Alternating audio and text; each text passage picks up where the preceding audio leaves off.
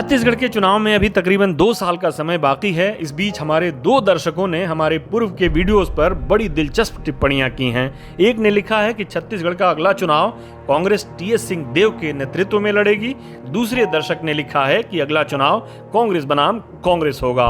ये दोनों टिप्पणियां इसलिए दिलचस्प हैं क्योंकि कई बार दिल्ली का दौरा करने, कई दिनों तक दिल्ली में डेरा डाले रहने, मीडिया में खुलकर अपना दावा पेश करने, उन दावों को प्रदेश कांग्रेस के पदाधिकारियों द्वारा 2 टूक शब्दों में ठुकराए जाने और आला कमान से कोई सकारात्मक जवाब नहीं मिलने के बावजूद सिंहदेव ने हार नहीं मानी है। अंग्रेजी में कहें तो he is down but not out, यानी वो थोड़े पिछड़ जरूर गए हैं लेकिन पूरी तरह से खेल से बाहर नहीं हुए हैं।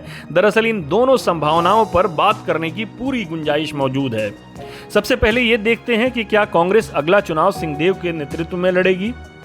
मुख्यमंत्री की कुर्सी पर सिंहदेव की दावेदारी की अभी तक की तमाम कोशिशें नाकाम हो चुकी हैं। प्रदेश कांग्रेस के सभी पदाधिकारियों, चाहे वो प्रदेश कांग्रेस के अध्यक्ष मोहन मरकाम हों, प्रदेश कांग्रेस के प्रभारी पीएल पुनिया हों या प्रदेश कांग्रेस के संगठन प्रभारी सप्तगिरी शंकर उल्का हों, सभी ने एक सुर में कहा है कि 2.5 साल के मुख्यमंत्री का फॉर्मूला कभी था ही नहीं, ये मीडिया की दिमागी उपज है। हालांकि सिंहदेव ने ये बार बार कहा है कि इस मुद्दे पर फैसला पार्टी आला कमान के पास सुरक्षित है और ये कि उनकी पार्टी आला कमान से क्या बात हुई है इसका खुलासा उस समय आने पर करेंगे।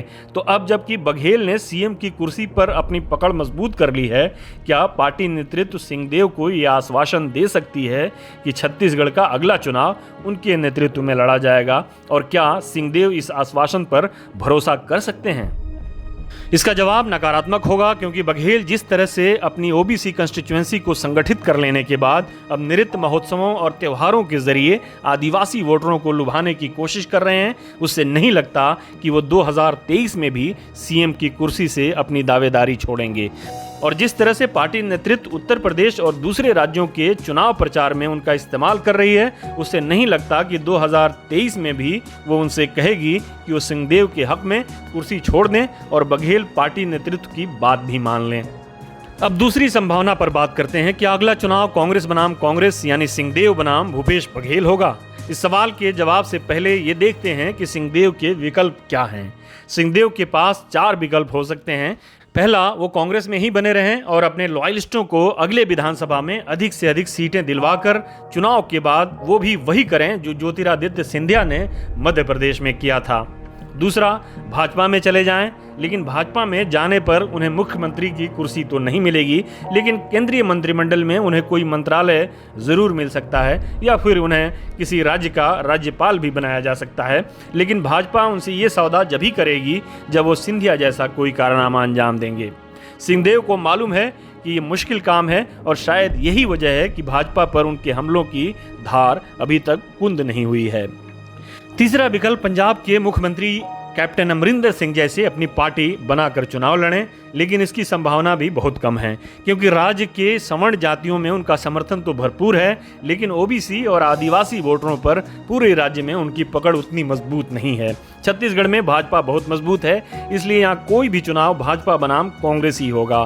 पार्टी बनाकर वो अपने क्षेत्र सरगुजा में तो कुछ कामयाबी हासिल कर सकते हैं, लेकिन पूरे राज्य में वो कोई बड़ा कारनामा अंजाम देकर छत्तीसगढ़ के मुकाबले को त्रिकोणीय बना लें, इसकी संभावना बहुत कम है।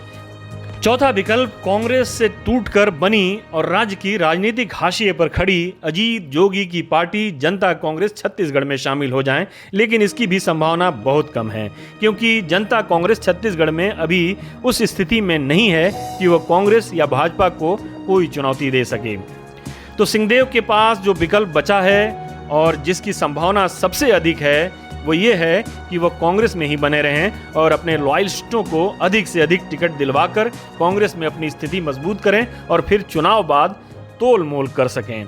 क्योंकि अगले चुनाव में कांग्रेस यदि सरकार बनाने में कामयाब भी हो जाती है तो वो 2018 वाली प्रदर्शन नहीं दोहरा पाएगी। तो इसका मतलब ये है कि एक चुनाव कांग्रेस बनाम भाजपा होगा और दूसरा चुनाव कांग्रेस बनाम कांग्रेस होगा, यानी सिंहदेव बनाम भूपेश बघेल होगा और ये चुनाव ज्यादा दिलचस्प होगा।